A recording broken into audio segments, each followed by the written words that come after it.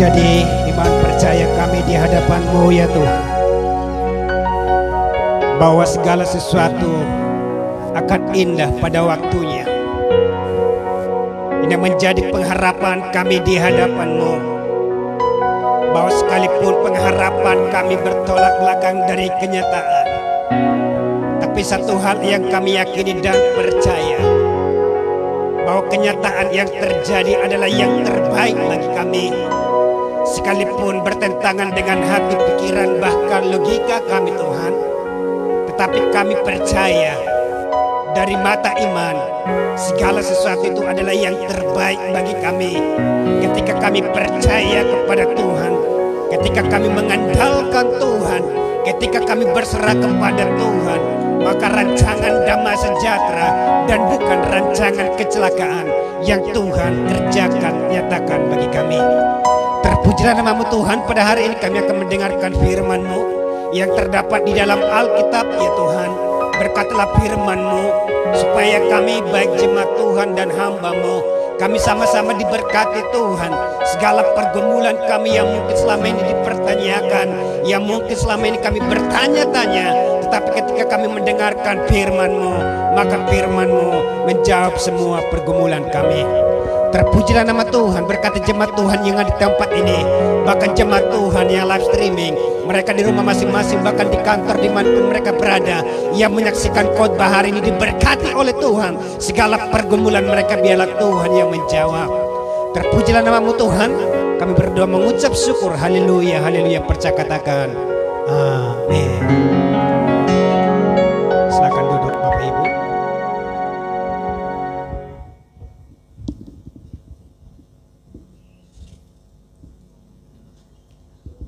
Baik, shalom. Salam sejahtera bagi Bapak Ibu yang ada di tempat ini, dan salam sejahtera bagi Bapak Ibu Saudara yang menyaksikan khotbah ini secara live streaming. Tuhan Yesus memberkati. Firman Tuhan disampaikan dari Gerah Passion of Eagle Gereja Betel Indonesia. Jemaat GBI Passion of Eagle Jakarta menyampaikan firman Tuhan pada hari ini. Baik Bapak Ibu, pada hari ini saya akan berkhotbah didasarkan kepada Perjanjian Lama, Kitab Mazmur pasal 73 ayat yang pertama sampai dengan ayat yang kelima. Pada hari ini saya akan berkhotbah didasarkan kepada Kitab Mazmur pasal 73 ayat yang pertama sampai dengan ayat yang kelima. Bertolak dari nats ini saya akan berkhotbah dengan judul Ketika Harapan Bertolak Belakang dari Kenyataan. Ketika harapan bertolak belakang dari kenyataan. Bersama saya mari kita perhatikan Alkitab kita. Sama-sama kita merenungkan firman Tuhan. Alkitab mencatat dalam Mazmur pasal 73 mulai ayat 1 sampai dengan ayat yang kelima dikatakan, Mazmur Asaf, sesungguhnya Allah itu baik bagi mereka yang tulus hatinya, bagi mereka yang bersih hatinya. Tetapi aku, sedikit lagi maka kakiku terpeleset, nyaris aku tergelincir. Sebab aku cemburu kepada pembual-pembual, kalau aku melihat kemujuran orang-orang fasik, sebab kesakitan tidak ada pada mereka. Sehat dan gemuk tubuh mereka. Mereka tidak mengalami kesusahan manusia, dan mereka tidak kena tula seperti orang lain. Amin. Saudara yang saya kasih dalam Tuhan, khotbah ini berlatar belakang ketika salah seorang hamba Tuhan dikatakan ia mengalami pergumulan yang hebat, ia mengalami penderitaan yang mungkin bagi dia kenyataan itu tidak sesuai dengan apa yang diharapkan. Bahkan kalau saya tarik dengan sebuah judul, dikatakan bahwa ketika harapan bertolak belakang dari kenyataan. Dikatakan Mazmur Asaf. Kalau di dalam Alkitab, Mazmur Asaf adalah seorang imam musik dan beliau ini adalah hamba Tuhan. Dan ternyata dari kitab Mazmur, di sana ia terdapat catatannya sekitar 12 pasal. Mazmur Asaf adalah seorang hamba Tuhan dan ia adalah seorang imam musik. Dan ternyata dikatakan bahwa ia juga mengalami yang namanya pergumulan. Bahkan saya katakan bahwa pengharapannya tidak sesuai dengan kenyataan. Saudara dapat perhatikan di dalam pasal 1 bahkan sampai dengan ayat yang kelima dikatakan itu adalah curahan isi hatinya, sesungguhnya Allah itu baik bagi mereka yang tulus hatinya, bagi mereka yang bersih hatinya. Tetapi aku sedikit lagi maka kakiku terpeleset, nyaris aku tergelincir. Ini adalah curahan hati, isi hati daripada seorang Asaf ketika ia menyampaikan keluh kesahnya di hadapan Tuhan. Di awal dia membuat suatu pernyataan yang benar, dikatakan sesungguhnya Allah itu baik bagi mereka yang tulus hatinya, bagi mereka yang bersih hatinya. Ini adalah patokannya dia supaya nanti di ayat selanjutnya ia bisa bertanya-tanya kenapa demikian, kenapa kenyataan bertolak belakang dengan sesuai dengan ia harapkan. Makanya di ayat yang pertama sesungguhnya Allah itu baik, tetapi kenapa demikian terjadi seperti ini? Bahkan dikatakan ya mungkin juga sering kita alami, kenapa ya Tuhan saya sudah beribadah kepada Tuhan, kenapa ya Tuhan saya sudah melayani Tuhan, kenapa ya Tuhan saya sudah memberikan persembahan saya, persembahan umum, diakonia, perpuluhan, bahkan semua persembahan lain saya berikan kepada Tuhan, tetapi kok kenyataannya seperti ini? Ini yang dialami oleh Mazmur Asaf, Bapak Ibu, seorang hamba Tuhan yang ternyata ia juga mengalami yang namanya pergumulan yang tidak sesuai dengan harapan. Ia juga mengalami yang namanya pergumulan yang tidak sesuai dengan kenyataannya, Bapak Ibu. Yang tadinya dia berharap bahwa dia kan sudah tulus hati, bahwa dia kan sudah bersih hatinya. Seharusnya kan Tuhan harus memberkati dia. Seharusnya kan kesakitan tidak ada pada dia. Seharusnya kan Tuhan mendengarkan setiap doanya. Tetapi kok tidak demikian?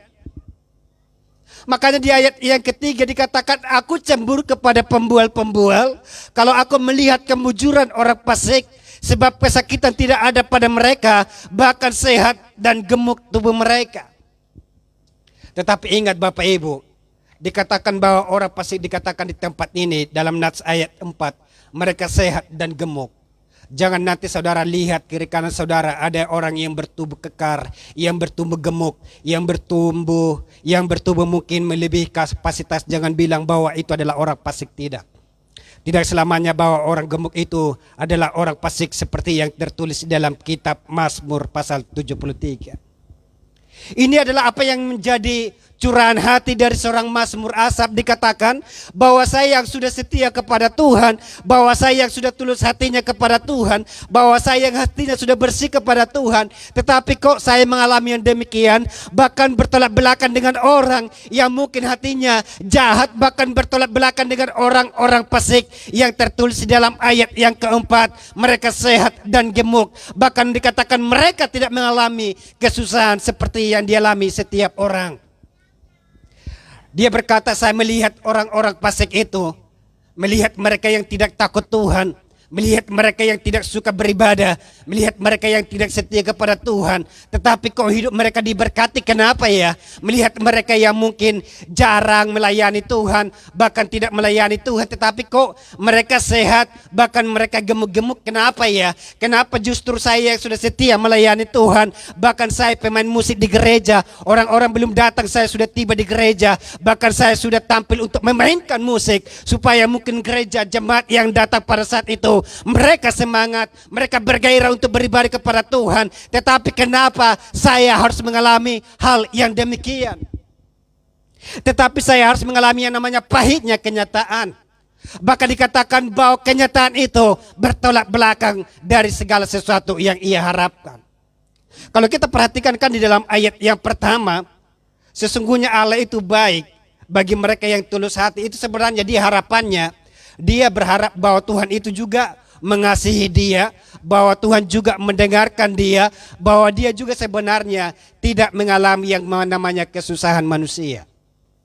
Tetapi saya katakan, semua harapan tidak menjadi kenyataan. Bahkan saya katakan harapan itu bertolak belakang dari kenyataannya. Bahkan yang lebih daripada itu, di luar nalar, di luar pikiran manusia, di luar logika manusia, justru orang-orang pasiklah mereka yang sehat, mereka yang gemuk, mereka yang secara kasat merata, mereka diberkati Tuhan. Justru sebenarnya semua bertolak belakang, Bapak Ibu.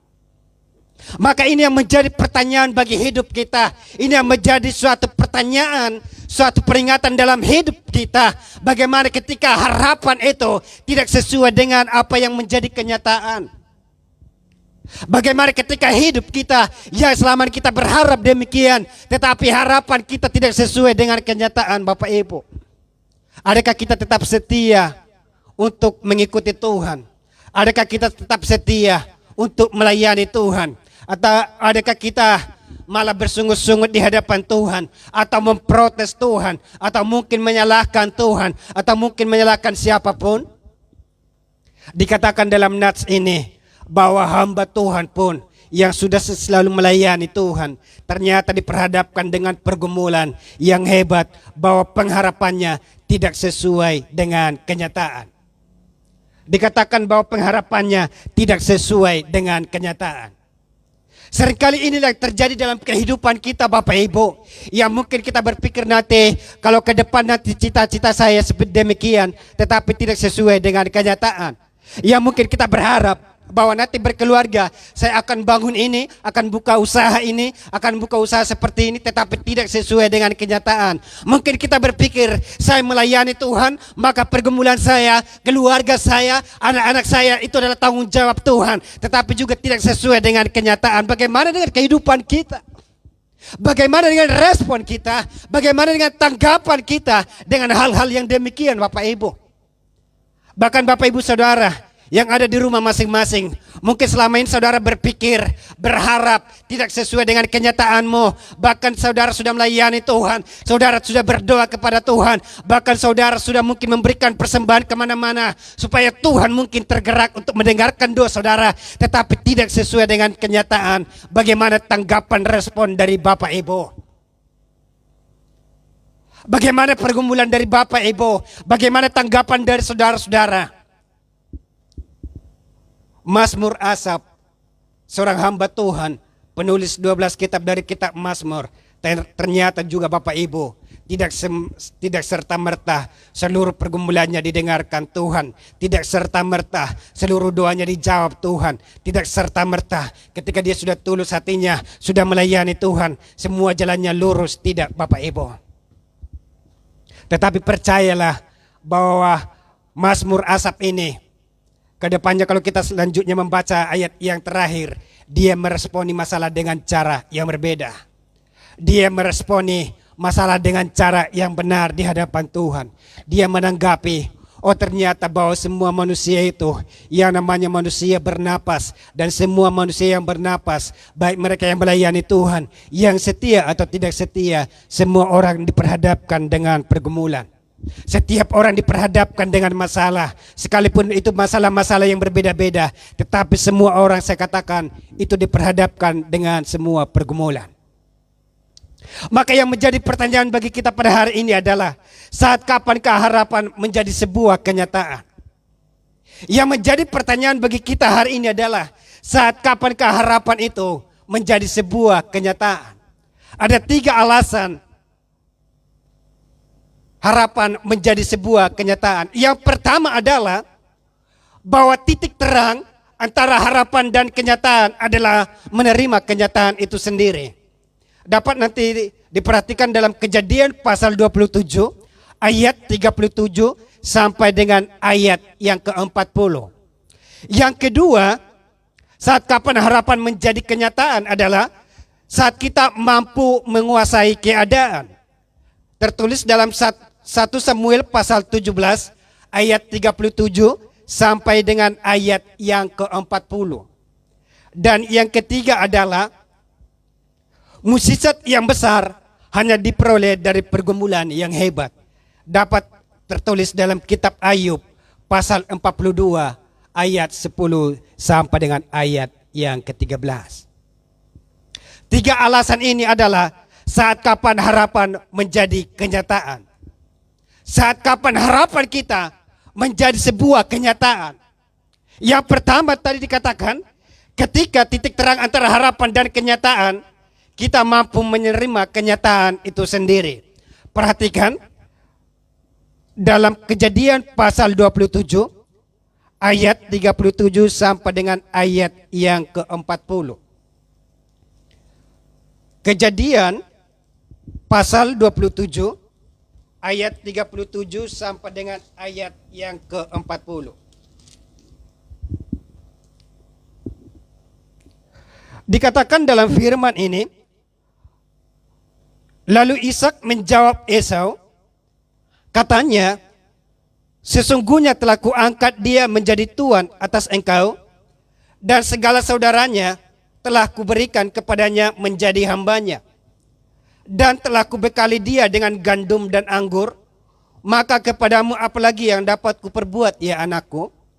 Kata Esau kepada ayahnya, hanya berkat yang satu itukah ada padamu ya Bapa? Berkatilah aku ini juga ya Bapa. Dan dengan suara keras menangislah Esau. Lalu Ishak ayahnya menjawabnya, sesungguhnya tempat kediamanmu akan jauh dari tanah-tanah gemuk di bumi, dan jauh dari embun dari langit di atas. Engkau akan hidup dari pedangmu, dan engkau akan menjadi hamba adikmu. Tetapi perhatikan yang selanjutnya. Tetapi akan terjadi kelak, apabila engkau berusaha sungguh-sungguh, maka engkau akan melemparkan kuk itu dari tengkukmu. Sekali lagi ayat yang ke-40b. Tetapi akan terjadi kelak, apabila engkau berusaha sungguh-sungguh, maka engkau akan melemparkan kuk itu dari tengkukmu. Ini adalah bagaimana harapan itu menjadi kenyataan adalah ketika kita mampu menerima kenyataan itu sendiri. Saudara mungkin sudah tahu bagaimana kisah dari Esau dan Yakub. Yakub ketika ia dengan, mungkin orang berkata ia mencuri hak kesulungan Esau. Tetapi sesungguhnya apa yang terjadi ketika Yakub sudah diperhadapkan atau sudah mendapat hak kesulungan itu, maka dikatakan bahwa Esau sesungguhnya tidak lagi mendapat hak apa-apapun, saudara. Menurut kenyataan dari nats ini sesungguhnya bahwa anak yang pertamalah yang berhak menerima hak kesulungan. Tetapi karena liciknya Yakub, ternyata bahwa hak kesulungan itu beralih kepada dia. Sehingga apa yang terjadi bahwa berkat-berkat kesulungan diberikan oleh ayahnya kepada Yakub, semua kekayaan diberikan oleh ayahnya kepada Yakub, sehingga apa yang terjadi bahwa Esau dia selalu meminta-minta, bahwa ternyata ketika ia meminta kepada ayahnya, ternyata dia harapannya itu mengecewakan Bapak Ibu. Dia tidak lagi mendapatkan sepeser pun tentang har itu. Dia tidak mendapatkan sepeser pun tentang kekayaan itu. Dia tidak mendapatkan sepeser pun tentang berkat itu. Karena apa? Yang terjadi bahwa hak kesulungan sepenuhnya sudah diberikan kepada Yakub. Bahwa hak kesulungan dan semua berkat-berkat yang lain sudah diberikan kepada Yakub. Sehingga Esau, dia sama sekali tidak pernah mendapatkan hak sedikit pun, Bapak Ibu. Dia tidak pernah mendapatkan berkat sedetik pun. Dia tidak pernah mendapatkan berkat sepeser pun. Bahkan ayahnya Ishak menegaskan dalam ayat 39, sesungguhnya tempat kediamanmu akan jauh dari tanah-tanah gemuk. Dikatakan juga, ditegaskan, dan jauh dari embun dari langit di atas. Engkau akan hidup dari pedangmu, dan engkau akan menjadi hamba adikmu. Ini adalah kenyataannya, bahwa Esau tidak lagi mendapatkan hak apapun, bahwa Esau tidak mendapatkan suatu harapan apapun yang dia peroleh dari bapaknya, Bapak Ibu, karena ayahnya telah memberikannya kepada Yakub. Dan apa yang terjadi? Ayat 40, ayahnya sekaligus menegaskan, tetapi sekalipun demikian, sekalipun harta yang di sana engkau tidak dapat, sekalipun harta yang di surga engkau tidak dapat, sekali mungkin engkau jauh dari tanah-tanah yang gemuk. Sekali mungkin engkau jauh dari tanah-tanah yang mungkin mendatangkan berkat dalam hidupmu. Tetapi ingat kelak, dikatakan dalam ayat 40b, tetapi akan terjadi kelak apabila engkau berusaha sungguh-sungguh, maka engkau akan melemparkan kuk itu dari tengkukmu. Sekali lagi, tetapi akan terjadi kelak apabila engkau berusaha sungguh-sungguh, maka engkau akan melemparkan kuk itu dari tengkukmu. Kenyataannya yang terjadi apa Bapak Ibu? Ketika Esau sudah menerima segalanya, dia sudah melepaskan hak kesulungan itu.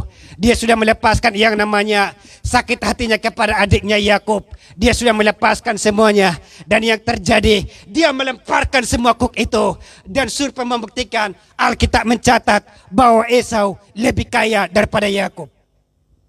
Secara jasmani, secara harta dunia, Esau lebih kaya daripada Yakub. Sehingga ketika Yakub dia bertemu kepada Esau, Yakub melihat dia yang membawa mungkin gerombolan, yang membawa dengan kambing domba segala macam. Dia yang berpikir mau memberikan kepada Esau supaya Esau abangnya memaafkan dia. Tetapi yang dia lihat sebaliknya Bapak Ibu, bahwa Esau membawa lebih daripada apa yang dibawa Yakub itu. Esau membawa dengan harta kekayaan yang lebih, dengan hewan-hewan yang lebih. Dia datang untuk bertemu kepada Yakub. Sehingga apa yang terjadi, saya katakan bahwa surpa membuktikan, Alkitab mencatat bahwa Esau mampu melemparkan kuk itu daripadanya. Dan yang terjadi secara harta dunia, dia lebih kaya daripada Yakub. Bahkan ternyata Bapak Ibu, saya perhatikan juga bahwa dia ternyata melepaskan yang namanya pengampunan itu kepada Yakub. Yang tadinya Yakub itu, dia sudah berpikir bahwa ini abang saya Esau tentu akan membunuh saya. Dia sudah membuat suatu prinsip, dia membuat suatu strategi. Dia mengirimkan utusan yang pertama. Kalau misalnya Esau masih mungkin marah, berarti kelihatan bahwa yang diutus itu akan dibunuh. Dia utus yang kedua lagi untuk membuktikan apakah benar-benar Esau itu benar-benar mengasihi dia. Apakah benar-benar Esau sudah bertobat. Apakah benar-benar Esau sudah benar-benar untuk mengampuni dia atau tidak. Dia kirimkan utusan yang kedua dengan mereka membawa berupa persembahan kepada Esau. Supaya Esau itu kiranya terluluh hatinya dan mau menerima Yakub kembali. Tetapi apa yang terjadi? Esau datang dan dia datang berlari dan merangkul adiknya Yakub dan menciumin dia. Bahkan Yakub sendiri mengakui, berkata, ketika aku melihat mukamu, aku bagaikan melihat muka Allah. Apa yang terjadi? Yakub berkata, Yakub berbicara, bahkan Yakub kesaksian, ketika aku melihat mukamu, maka bagi saya seperti melihat muka Allah. Ini adalah ketika Esau sudah menerima kenyataan, Esau sudah menerima apa yang terjadi, Esau sudah menerima bahkan melepaskan pengampunan. Ia melemparkan segala kuk itu daripadanya. Dan yang terjadi, segala yang tadinya dia mungkin sakit hati, yang tadinya dia tidak mendapatkan apapun, ternyata ketika dia melemparkan kuk itu, ketika dia menerima kenyataan itu, akhirnya hidupnya dipulihkan oleh Tuhan. Akhirnya hidupnya dipulihkan oleh Tuhan. Bapak Ibu Saudara saya kasih dalam Tuhan. Dari nats ini kita berbicara. Mungkin orang tua kita bukanlah orang kaya.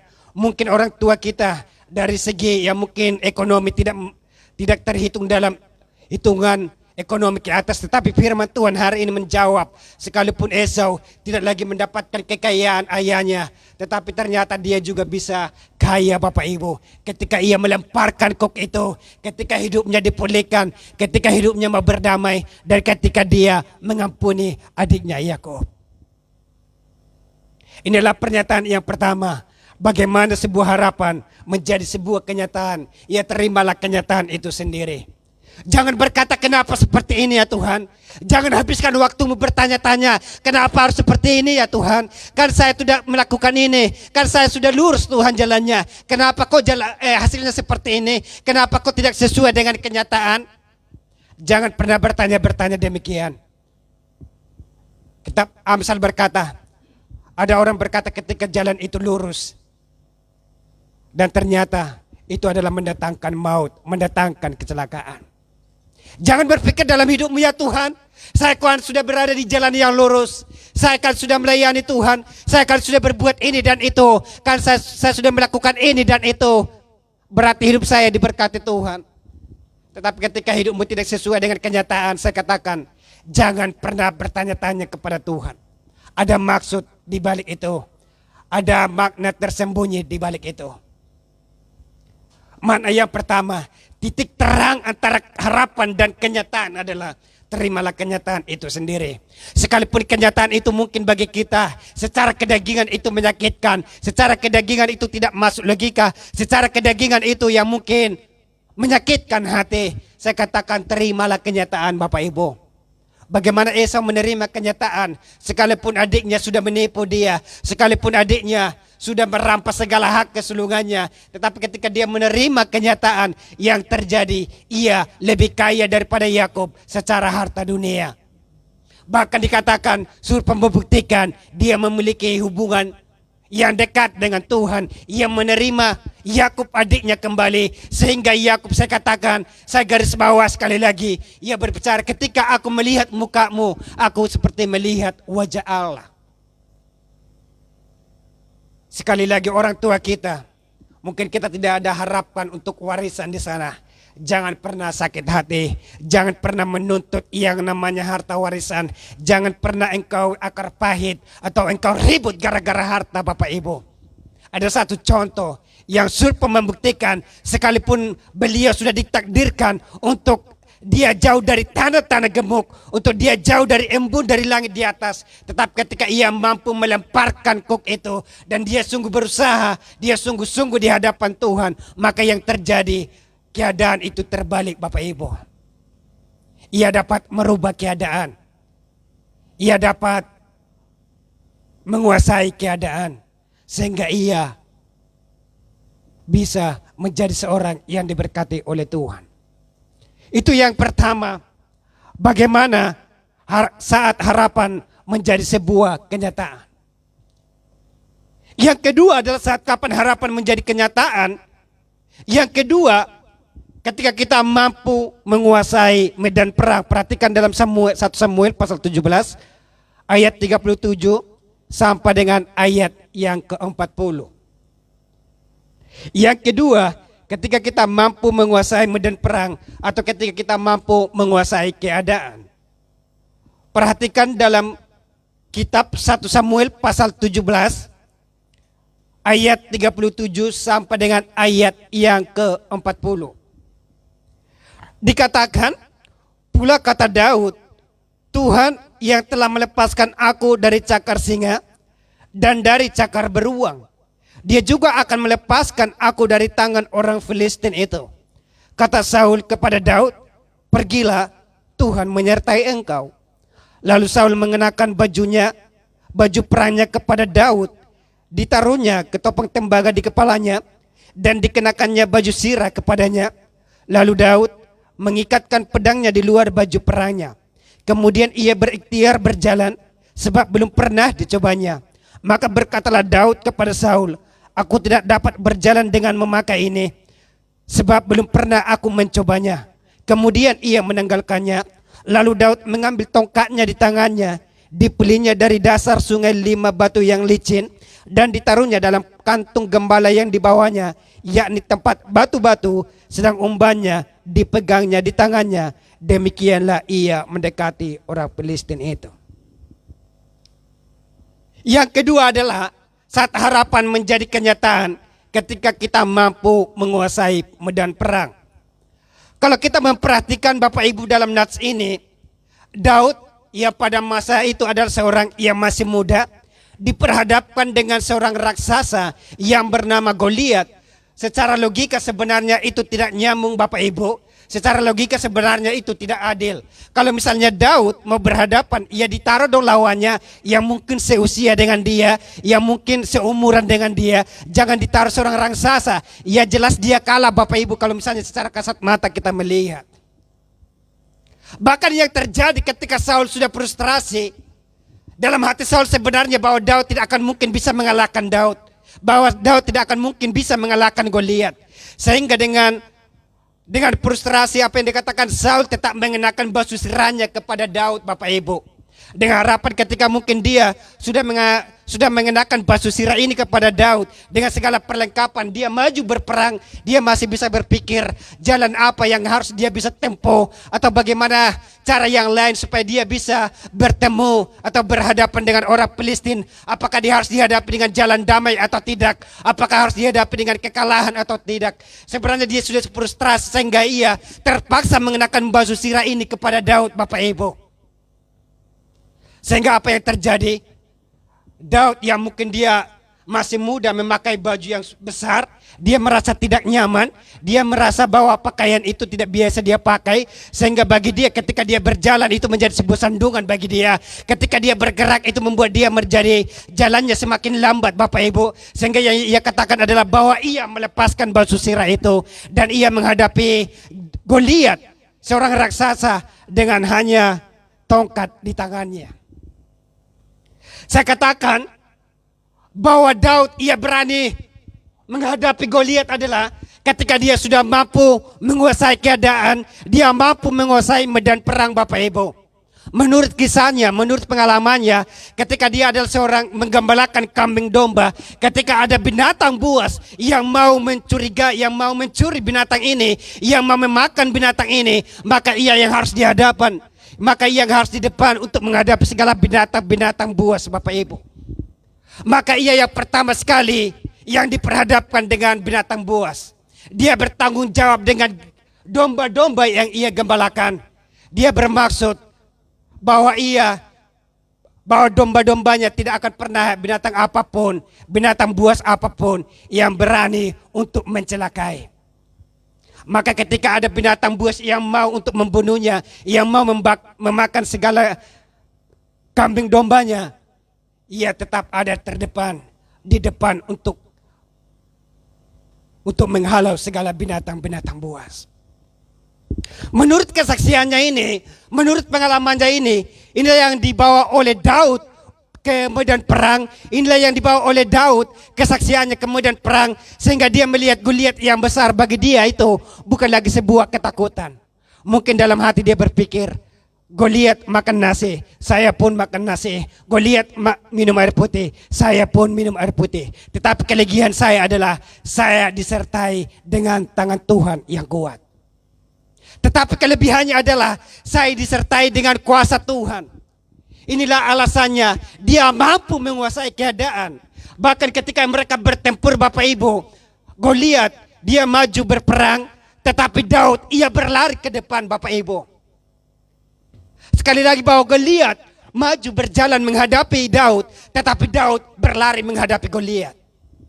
Ini artinya bahwa Daud sudah menguasai keadaan, bahwa Daud sudah menguasai medan perang.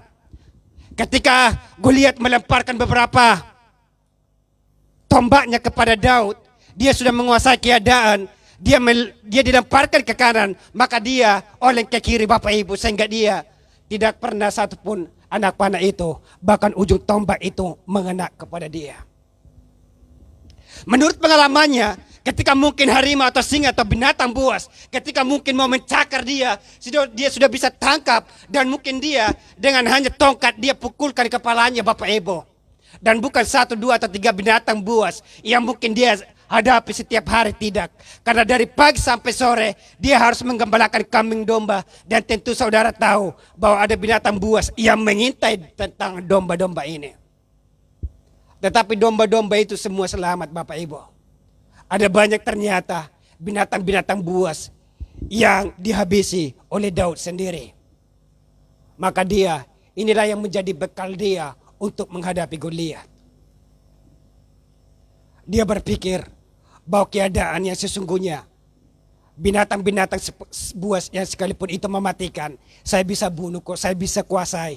Apalagi dengan orang yang tidak bersunat ini. Bagaimana mungkin saya tidak bisa menguasai?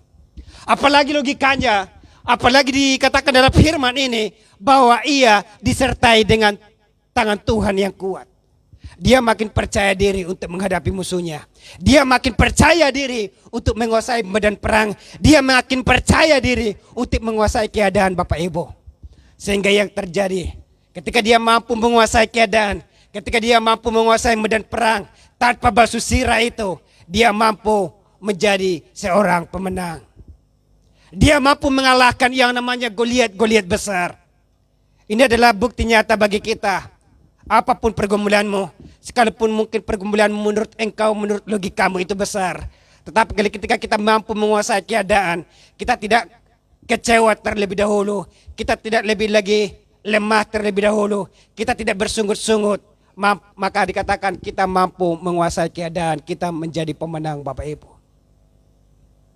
Maka ketika ada masalah besar dalam hidupmu, ketika ada pergumulan yang besar dalam hidupmu, maka saya katakan, biarlah kita menguasai keadaan, biarlah kita menguasai medan perang dalam hidup kita.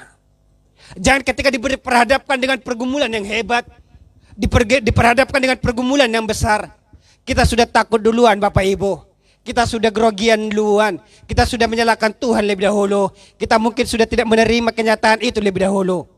Mungkin kita sudah banyak menyalahkan orang lain, menyalahkan keadaan, menyalahkan Tuhan, atau menyalahkan siapapun. Karena apa? Karena kita tidak mampu menguasai keadaan. Ketika ada pergumulan yang hebat, ketika ada persoalan yang besar, maka saya katakan, biarlah hidupmu tenang, supaya engkau dapat menguasai keadaan. Biarlah hidupmu damai sejahtera, supaya engkau bisa menguasai medan perang. Jangan kita belum apa-apa sudah menggerutu duluan, belum apa-apa sudah bersungut-sungut, belum apa-apa sudah menyalahkan keadaan, belum apa-apa sudah menyalahkan sana sini, atau mungkin mencari alasan-alasan supaya mungkin kita bisa beralasan untuk menyalahkan keadaan. Sekali lagi, ketika kita diperhadapkan dengan keadaan, biarlah kita tenang, biarlah kita jangan panik. Kalau Bapak Ibu, bukan untuk memuji. Kalau saya perhatikan gembala di tempat ini, sekalipun mungkin mau perkara yang besar, kayak mau keuangan yang hebat, kayak mau pergumulan yang hebat atau pergumulan yang besar, saya perhatikan beliau ini tidak pernah panik. Sekalipun mungkin dalam hatinya dia sudah berpikir dari mana dia harus menyelesaikan supaya semua persoalan ini selesai. Saya perhatikan ketika saya sudah diperhadapkan dengan masalah yang besar, yang saya pikirkan adalah bagaimana supaya masalah ini ada jalan keluarnya, bagaimana supaya masalah ini cepat selesai. Apakah saya harus pinjamkan dari sana atau adakah saya harus gadaikan ini, apakah saya harus jual ini, atau apakah saya harus utang piutang tentang ini. Tetapi semuanya itu tidak menghasilkan, Bapak Ibu. Tetapi yang benar adalah biarlah kita tenang menguasai keadaan. Biarlah kita tenang untuk menguasai medan perang. Ketika kita tenang, ketika kita mungkin sudah santai atau mungkin kita sudah menyerahkan kepada Tuhan, maka akan ada banyak jalan-jalan keluar untuk kita bisa keluar dari masalah. Ketika kita tenang menghadapi medan perang, ketika kita tenang menghadapi pergumulan, ketika kita tenang menghadapi keadaan, saya katakan akan banyak tampil, akan banyak ada jalan-jalan keluar untuk kita bisa menyelesaikan setiap perkara-perkara dalam kehidupan kita. Ini adalah alasan yang kedua, biar kita mampu menguasai medan perang. Biar kita mampu menguasai hidup kita. Biar kita mampu menguasai hati kita. Jangan pernah panik, jangan pernah takut, jangan pernah menyalahkan keadaan sekalipun, Bapak Ibu. Ini yang kedua. Dan yang ketiga adalah jawaban yang ditunggu-tunggu saudara. Karena jawaban yang ketiga adalah jawaban yang terakhir. Yang ketiga adalah saat kapan harapan menjadi kenyataan, ketika mukjizat yang besar hanya diperoleh dari pergumulan yang hebat. Sekali lagi saya katakan bahwa mukjizat yang besar hanya diperoleh dari pergumulan yang hebat. Perhatikan dalam kitab Ayub pasal 40. Kitab Ayub pasal 42 ayat 10 sampai dengan ayat 13. Kitab Ayub pasal 42 ayat 10 sampai dengan ayat 13 dikatakan, lalu Tuhan memulihkan keadaan Ayub setelah ia meminta doa untuk sahabat-sahabatnya. Dan Tuhan memberikan kepada Ayub 2 kali lipat dari segala kepunyaannya dahulu. Kemudian datanglah kepadanya semua saudara-saudaranya laki-laki dan perempuan dan semua kenalannya yang lama dan makan bersama-sama dengan dia di rumahnya. Mereka menyatakan turut berduka cita dan menghibur dia oleh karena segala malapetaka yang ditimpakan Tuhan kepadanya. Dan mereka masing-masing memberi dia uang 1 kesita dan sebuah cincin emas. Tuhan memberkati Ayub dalam hidupnya yang selanjutnya lebih daripada dalam hidupnya yang dahulu. Sekali lagi, Tuhan memberkati Ayub dalam hidupnya yang selanjutnya lebih daripada dalam hidupnya yang dahulu. Ia mendapat 14.000 ekor kambing domba dan 6.000 unta, 1.000 pasang lembu dan 1.000 ekor keledai betina. Ia juga mendapat 7 orang anak laki-laki dan 3 orang anak perempuan. Saudara, kisah Ayub bukanlah sebuah kisah yang asing bagi kita. Kisah Ayub bukanlah suatu kisah yang mungkin jarang kita dengar. Bahkan dalam perjanjian lama, bahwa Ayub adalah seorang hamba Tuhan, bahwa Ayub adalah seorang yang pertama sekali, bahkan ia lebih besar, mengalami pencobaan hidup dalam hidupnya, Bapak Ibu.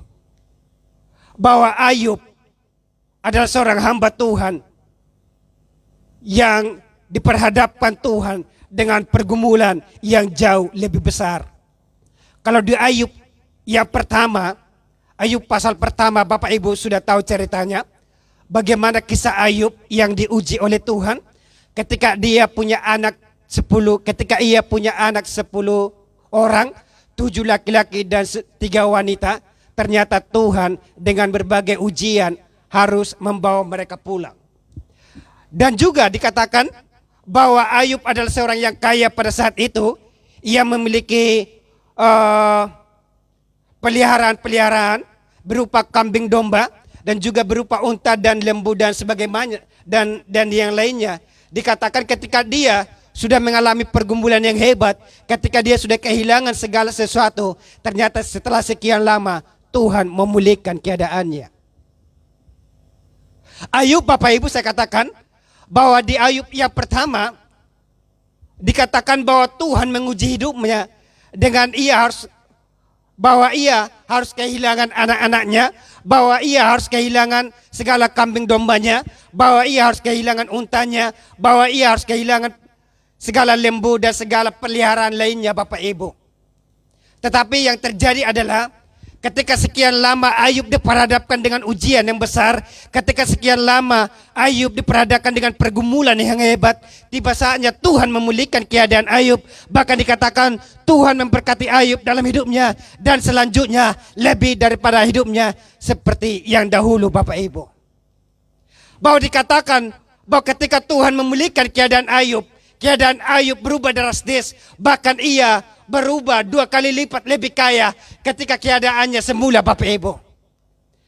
Alkitab mencatat bahwa di Ayub yang pertama ia hanya mendapatkan 4.000 ekor kambing domba. Ternyata ketika dia dipulihkan, Tuhan memberkati hidupnya dengan 14.000 ekor kambing domba. Kalau di ayat yang pertama, pasal yang pertama, Tuhan memberkati Ayub dengan 3.000 unta. Ternyata di pasal yang selanjutnya, ketika dia sudah dipulihkan Tuhan memberkati dengan 6.000 unta. Dikatakan memang berbicara 2 kali lipat, Bapak Ibu. Kalau di pasal yang pertama, dia memiliki 500 pasang lembu, maka selanjutnya Tuhan memberkati hidupnya 1.000 pasang lembu. Dan yang selanjutnya, ketika dia mempunyai 500 ekor keledai betina dalam pasal yang pertama, dalam hidup yang pertama, dan di hidup yang selanjutnya dia memberkati hidupnya dengan 1.000 ekor keledai betina. Artinya bahwa Tuhan memulihkan keadaannya. Ketika Ayub tetap bertahan dengan pergumulan, ketika Ayub bertahan dengan hidup yang pergumulan yang besar, Tuhan memulihkan keadaannya, Bapak Ibu.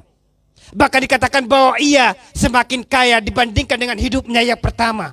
Itu akibat apa, Bapak Ibu? Bahwa mukjizat yang besar hanya diperoleh dari pergumulan yang hebat. Saya katakan sekali lagi bahwa mukjizat yang besar hanya diperoleh dari pergumulan yang hebat.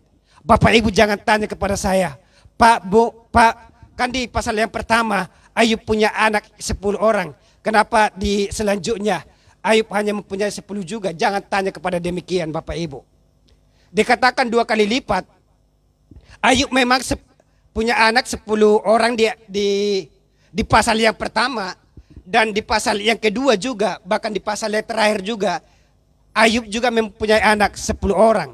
Tetapi kelebihannya adalah di pasal yang pertama, Ayub anak-anaknya itu tidak beres di hadapan Tuhan, atau mungkin hidup mereka tidak seperti apa yang diharapkan oleh Ayub.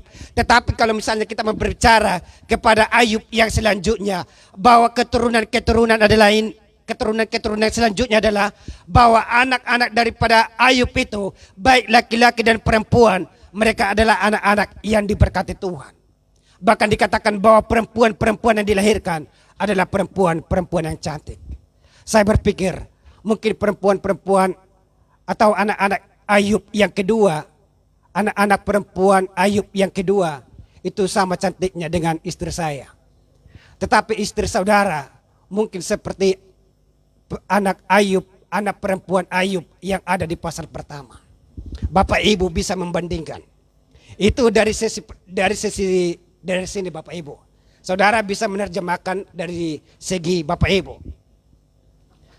Tetapi Pak Frans walaupun tidak ada di tempat ini, saya harap nanti jangan buat Google Form. Siapakah lebih cantik antara istri pembicara dengan istri jemaat? Jangan dibuat begitu Pak Frans. Takutnya nanti suami-suami pada dipukul istri-istrinya. Ada orang yang sedang menggoreng. Ketika Pak Edi jawab, tadi yang benar itu adalah istrinya Pak Manus yang lebih cantik, dipotokkan. Kan kasihan.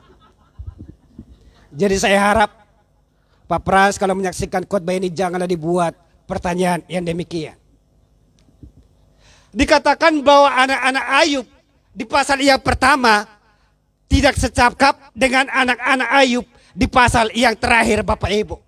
Atau anak-anak Ayub sebelum dia mengalami penderitaan, pergumulan yang hebat, tidak secakap dengan ketika ia mengalami pergumulan yang hebat. Surpa membuktikan saudara bahwa ketika Ayub sudah diperhadapkan dengan pergumulan yang hebat, ternyata di sana dia mendapatkan mujizat yang besar. Kalau tadinya Ayub hanya protes kepada Tuhan, kalau kita membaca ayat yang kedua selanjutnya sampai ayat yang ke-41 itu saudara, Ayub di sana sering hampir dia protes kepada Tuhan. Setelah itu dia menyalahkan diri sendiri lagi. Setelah itu dia menerima keadaan lagi. Setelah itu hidupnya bertanya-tanya kenapa harus demikian. Untung Ayub saya katakan dia tidak lari dari jalur. Dia tidak protes dari Tuhan. Untung dia tidak kecewa dengan Tuhan. Bahkan di ayat yang kedua, di pasal yang kedua di sana dikatakan bahwa Ayub itu menerima keadaan dengan cara yang berbeda. Satu pernyataan Ayub yang terkenal adalah beliau mencatatkan demikian. Apakah kita hanya menerima yang buruk daripada Allah, apakah kita hanya menerima yang baik daripada Allah, tetapi tidak mau menerima yang buruk. Ini adalah catatan Ayub yang paling spesial kalau kita perhatikan di dalam kitab Ayub secara keseluruhan. Jangan hanya mau menerima yang baik, tetapi engkau tidak mau menerima yang buruk. Jangan hanya menerima segala sesuatu yang menguntungkan bagi Bapak Ibu, tetapi ketika sesuatu ditarik, engkau kecewa. Jangan hanya maunya yang baik, tetapi tidak mau menerima yang buruk. Itu adalah pernyataan Ayub yang sangat terkenal. Artinya apapun pergumulan dalam hidupmu, semakin kita mengalami pergumulan yang hebat, saya katakan semakin kita mengalami mukjizat yang besar.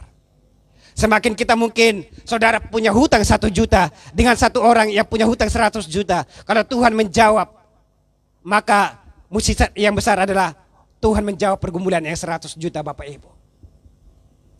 Itu adalah logikanya ketika manusia mengalami pergumulan yang hebat, maka logikanya dan imannya adalah mukjizat yang besar pasti terjadi dalam hidupnya. Maka 3 alasan ini adalah bagaimana atau saat kapan harapan menjadi sebuah kenyataan. Yang pertama, titik terang antara harapan dan kenyataan bisa bersatu ketika kita menerima kenyataan itu sendiri. Yang kedua adalah ketika kita mampu menguasai medan perang. Dan yang ketiga, mukjizat yang besar hanya diperoleh dari pergumulan yang hebat. Saya panggilkan untuk pemain musik dan singer boleh maju ke depan. Dan Bapak Ibu, hari ini fokus firman Tuhan. Saya tutup dengan kesimpulan. biarlah hendak kita menyikapi masalah dengan cara yang berbeda. Biarlah kita menyikapi masalah dengan standar kebenaran Alkitab. Sekali lagi, hendaklah kita menyikapi masalah dengan cara yang berbeda, menyikapi masalah dengan cara yang benar, menyikapi dengan standar kebenaran Alkitab. Demikian firman Tuhan, kita tundukkan kepala kita. Kita berdoa. Terima kasih Tuhan. Terima kasih Bapa. Seringkali kami Tuhan tak mengerti jalan-jalan-Mu. Tapi kami tahu Tuhan, semua itu mendatangkan kebaikan bagi kami. Kita angkat pujian di hadapan Tuhan. Sering ku tak mengerti jalan-jalan-Mu Tuhan.